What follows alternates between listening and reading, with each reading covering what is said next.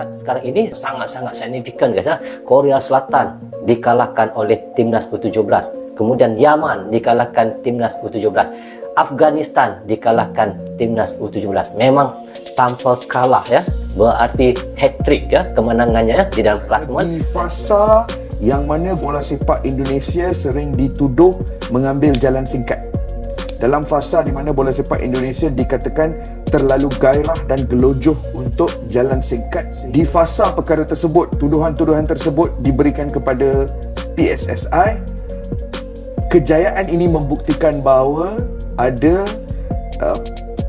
perancangan dan juga perjalanan yang berlaku dalam direction dan angle yang berbeza. Terus terang guys, aku memang berbangga guys ya melihat pencapaian Indonesia guys ya, menang untuk 3 perlawanan ya, clean, tiada kekalahan ya. Dan prestasi untuk pemain-pemain timnas Indonesia memang betul-betul terbaik.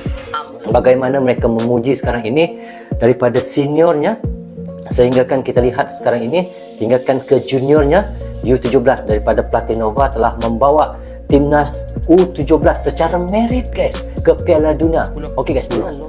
At the time kita merakam episod ini, skuad Indonesia bawah 17 masih belum beraksi dalam perlawanan kumpulan terakhir.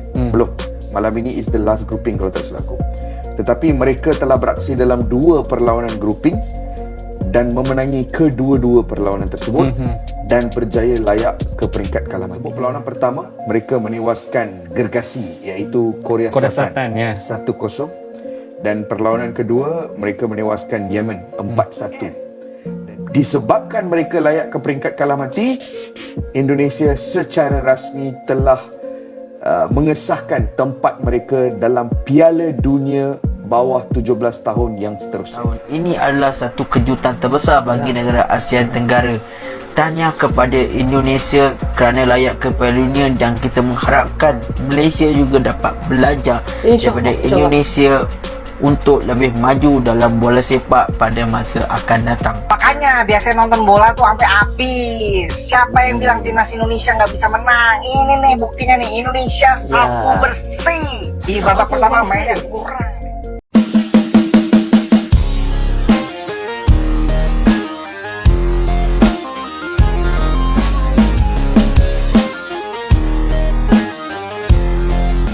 Satu timnas Indonesia berpeluang lolos Piala Dunia 2026.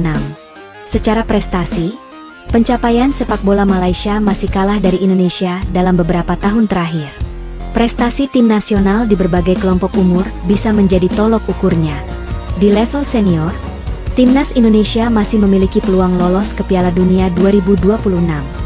Hingga matchday 8 grup C babak ketiga kualifikasi Piala Dunia 2026 zona Asia, timnas Indonesia duduk di posisi 4 dengan 9 angka, unggul 3 poin atas Bahrain dan Cina di tempat kelima dan keenam. Jika sanggup mempertahankan posisi ini hingga akhir, timnas Indonesia akan lolos ke babak keempat kualifikasi Piala Dunia 2026 zona Asia. Bagaimana dengan timnas Malaysia? Kiprah timnas Malaysia sudah terhenti di babak kedua kualifikasi Piala Dunia 2026 zona Asia. Timnas Malaysia saat ini hanya eksis di babak ketiga kualifikasi Piala Asia 2027, turnamen yang sudah pasti diikuti timnas Indonesia. Di level U17, level Indonesia dan Malaysia jauh berbeda.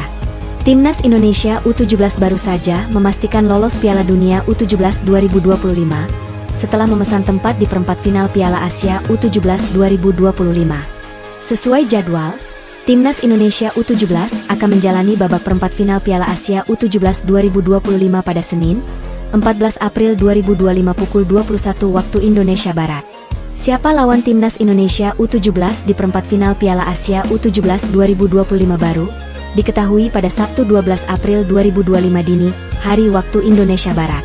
Bagaimana dengan timnas Malaysia U17? Jangankan lolos Piala Dunia U17 2025, melaju ke putaran final Piala Asia U17 2025 pun timnas Malaysia U17 gagal melakukannya. Jadi ada jurang kualitas antara prestasi sepak bola Indonesia dan Malaysia saat ini.